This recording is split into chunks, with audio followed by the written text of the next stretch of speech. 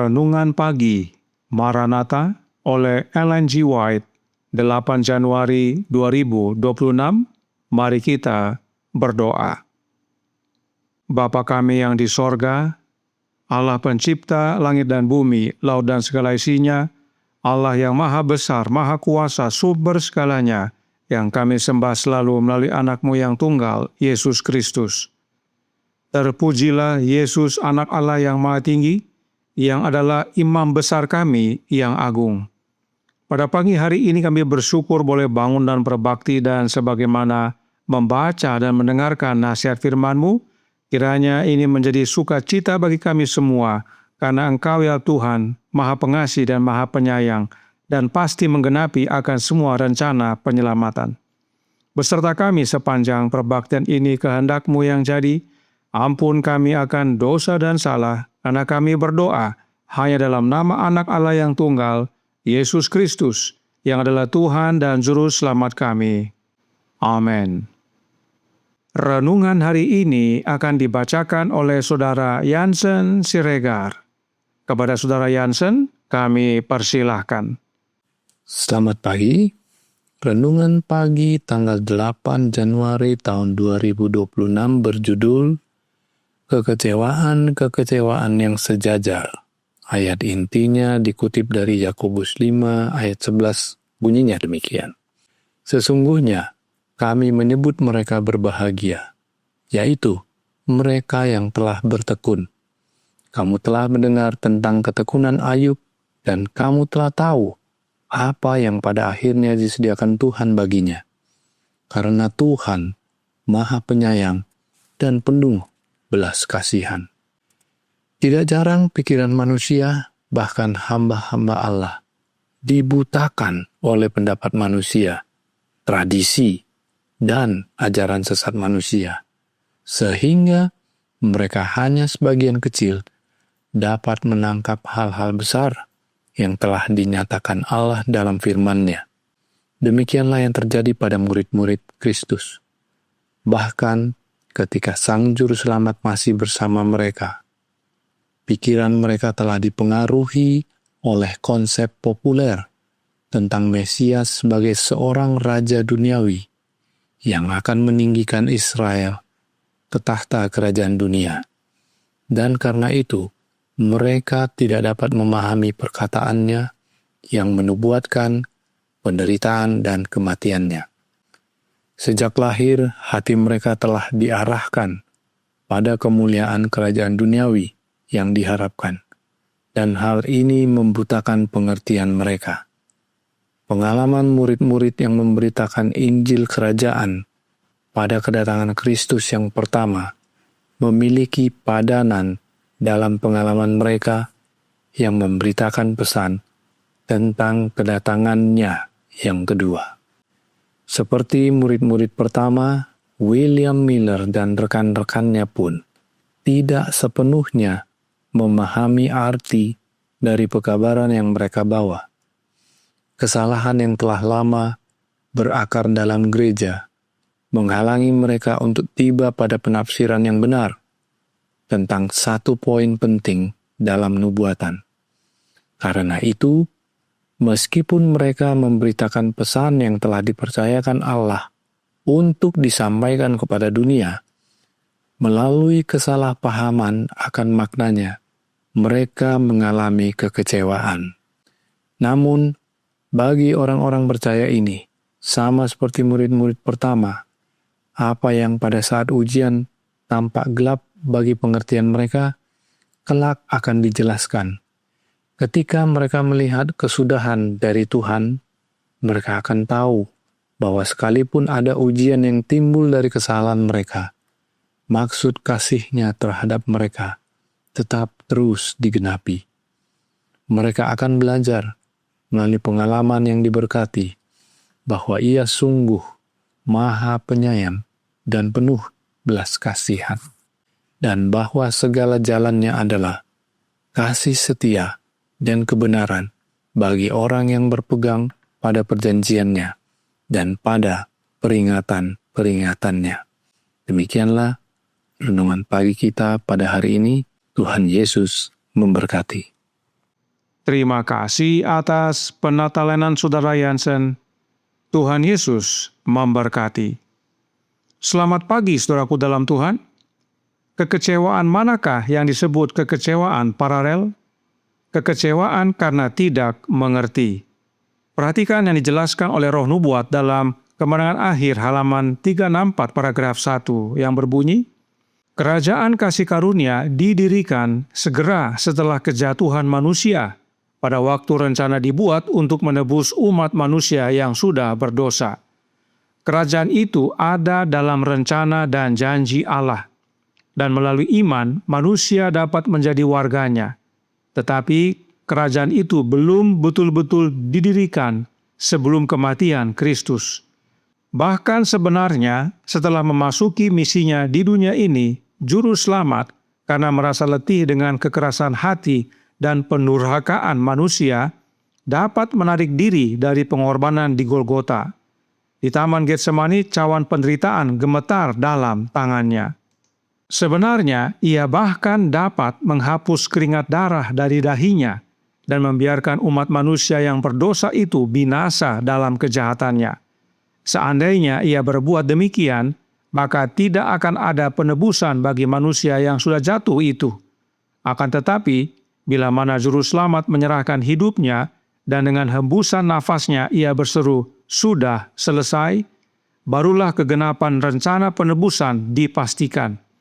Janji keselamatan yang diberikan kepada pasangan di Taman Eden disahkan. Kerajaan kasih karunia yang sebelumnya ada oleh karena janji Allah sekarang didirikan. Kebenaran ini tidak dimengerti oleh para murid. Oleh karena itu, waktu Yesus mati di kayu salib, mereka kecewa. Roh Nubuat berkata dalam The Great Controversy halaman 348 paragraf 1, dengan demikian, kematian Kristus, peristiwa yang oleh para murid dianggap sebagai kehancuran terakhir dari harapan mereka, justru menjadikan harapan itu pasti selamanya. Meskipun hal itu membawa kekecewaan yang menyakitkan bagi mereka, itu adalah puncak bukti bahwa kepercayaan mereka benar. Peristiwa yang telah memenuhi mereka dengan duka cita dan keputusasaan adalah peristiwa yang membuka pintu harapan bagi setiap anak Adam, dan di dalamnya berpusat kehidupan masa depan dan kebahagiaan abadi semua orang yang setia kepada Allah sepanjang masa. Para murid percaya bahwa Yesus adalah Mesias, tetapi mereka tidak mengerti kenapa harus mati. Harapan mereka untuk pemulihan Israel pupus sudah. Tetapi sebenarnya kekecewaan mereka meneguhkan kepercayaan mereka. Hanya mereka belum memahaminya. Pemulihan yang Yesus maksudkan adalah pemulihan rohani. Itu sebabnya Yesus harus mati agar kerajaan kasih karunia dapat berdiri. Sebab dalam kerajaan kasih karunia itulah roh dicurahkan, dan mereka yang menerima kecurahan Roh Kudus dapat menjadi warga kerajaan kasih karunia, dan itulah pemulihan Israel yang sejati. Mengapa mereka salah mengerti? Renungan pagi hari ini menjawab dalam Maranatha, halaman 16 paragraf 2. Tidak jarang pikiran manusia, bahkan hamba-hamba Allah, dibutakan oleh pendapat manusia, tradisi dan ajaran sesat manusia, sehingga mereka hanya sebagian kecil dapat menangkap hal-hal besar yang telah dinyatakan Allah dalam firman-Nya. Demikianlah yang terjadi pada murid-murid Kristus, bahkan ketika Sang Juru Selamat masih bersama mereka. Pikiran mereka telah dipengaruhi oleh konsep populer tentang Mesias sebagai seorang raja duniawi yang akan meninggikan Israel ke tahta kerajaan dunia, dan karena itu mereka tidak dapat memahami perkataannya yang menubuatkan penderitaan dan kematiannya. Nubuat sudah dinyatakan, Yesus sudah jelaskan, tetapi karena dibutakan oleh pendapat manusia, tradisi manusia, dan ajaran sesat manusia, para murid tidak mengerti yang Yesus jelaskan, dan karenanya sangat kecewa saat melihat harapan mereka menyerahkan hidupnya di kayu salib. Nah, mungkin ada yang bertanya, mengapa Yesus harus mati dulu baru kerajaan kasih karunia berdiri? Berikut penjelasan Alkitab. Yohanes 7 ayat 38 dan 39 berkata, Barang siapa percaya kepadaku, seperti yang dikatakan oleh kitab suci, dari dalam hatinya akan mengalir aliran-aliran air hidup. Yang dimaksudkannya ialah roh yang akan diterima oleh mereka yang percaya kepadanya. Sebab roh itu belum datang karena Yesus belum dimuliakan. Pemulihan Yesus ada 2 tahap. Yang pertama saat kematiannya, dan yang kedua saat dia kembali ke sorga. Yohanes 12 ayat 23 dan 24 berkata, "Tetapi Yesus menjawab mereka, katanya, telah tiba saatnya anak manusia dimuliakan. Aku berkata kepadamu, sesungguhnya jikalau biji gandum tidak jatuh ke dalam tanah dan mati, ia tetap 1 biji saja. Tetapi jika ia mati, ia akan menghasilkan banyak buah." Inilah pemulihan Yesus oleh kematiannya. Dan Ibrani 1 ayat 8 dan 9 berbunyi, "Tetapi tentang anak ia berkata, tahtamu ya Allah, tetap untuk seterusnya dan selamanya, dan tongkat kerajaanmu adalah tongkat kebenaran. Engkau mencintai keadilan dan membenci kefasikan.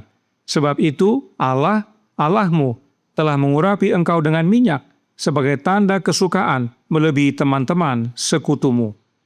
Inilah pemulihan Yesus di sorga sebagai imam besar kita. Dan saat Yesus dimuliakan di sorga untuk menjadi imam besar kita, yaitu dengan menerima pengurapan minyak dari Bapa, Roh Nubuat berkata dalam Science of the Times tanggal 17 Mei tahun 1899, "Betapa cepat Kristus memenuhi janjinya dan mengirimkan dari istana sorgawi jaminan dari kasih-Nya. Sesudah pelantikannya, Roh datang dan Kristus memang sudah dimuliakan, bahkan dengan kemuliaan yang dia miliki sejak kekekalan bersama Bapanya. Selama masa kehinaannya di atas bumi ini, Roh tidak turun dengan seluruh kemanjurannya, dan Kristus nyatakan bahwa jika dia tidak pergi, itu tidak datang, tetapi jika dia pergi, dia akan mengirimnya.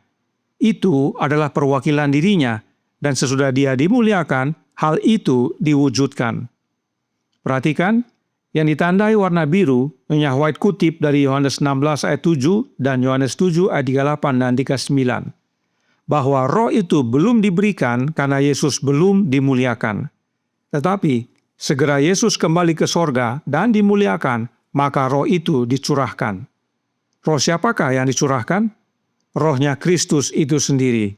Itu sebabnya Nyonya White menggunakan kata ganti benda untuk menyatakan roh. Dan peristiwa ini juga yang belum dipahami oleh William Miller dan para pengikutnya. Akhir dari 2300 pagi dan petang sebagaimana Daniel 8 ayat 14, bukanlah tentang Yesus datang ke dunia ini, tetapi Yesus beralih tugas dari bilik suci ke bilik maha suci, yaitu dimulainya hari pendamaian. Mengapa William Miller dan para pengikutnya tidak sepenuhnya memahami? Renungan pagi hari ini berkata dalam Maranatha halaman 16 paragraf 5. Seperti murid-murid pertama, William Miller dan rekan-rekannya pun tidak sepenuhnya memahami arti dari pekabaran yang mereka bawa. Kesalahan yang telah lama berakar dalam gereja menghalangi mereka untuk tiba pada penafsiran yang benar tentang satu poin penting dalam nubuatan. Karena itu, meskipun mereka memberitakan pesan yang telah dipercayakan Allah untuk disampaikan kepada dunia, melalui kesalahpahaman akan maknanya, mereka mengalami kekecewaan. Namun demikian, para murid, William Miller dan para pengikutnya pada akhirnya mengerti. Yang tampak gelap bagi mereka akhirnya dijelaskan. Mereka akhirnya mengerti bahwa Allah sungguh Maha Penyayang dan penuh belas kasihan, dan bahwa segala jalannya adalah kasih setia dan kebenaran bagi orang yang berpegang pada perjanjiannya dan peringatan-peringatannya. Kiranya pekabaran renungan pagi hari ini menguatkan kita semua dan menjadi tekun dalam belajar, berjaga, dan bersedia. Sebab kalaupun ada yang kita tidak mengerti, namun Allah Bapa tetap genapi nubuatan tahap demi tahap dari rencana keselamatan, dan mereka yang bertahan sampai akhir yang akan mewarisi kerajaan sorga.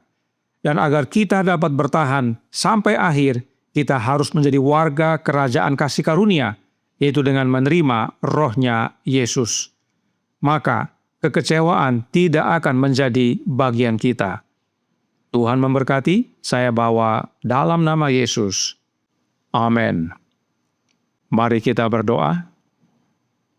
Bapa kami yang di sorga, Allah pencipta langit dan bumi, laut dan segala isinya, Allah yang maha besar, maha kuasa, sumber segalanya, yang kami sembah selalu melalui anak-Mu yang tunggal, Yesus Kristus. Terima kasih atas pekabaran yang menguatkan pada pagi hari ini, yaitu kekecewaan para murid sejajar dengan kekecewaan William Miller dan para pengikutnya, sebab mereka tidak mengerti kebenaran yang telah dinyatakan kepada mereka. Dan itu karena mereka dibutakan oleh tradisi manusia, ajaran manusia. Karenanya tolong kami ya Bapa, karuniakanlah roh anak-Mu dalam hidup ini, sebab hanya dengan memiliki rohnya Kristus maka kami dituntun ke dalam seluruh kebenaran.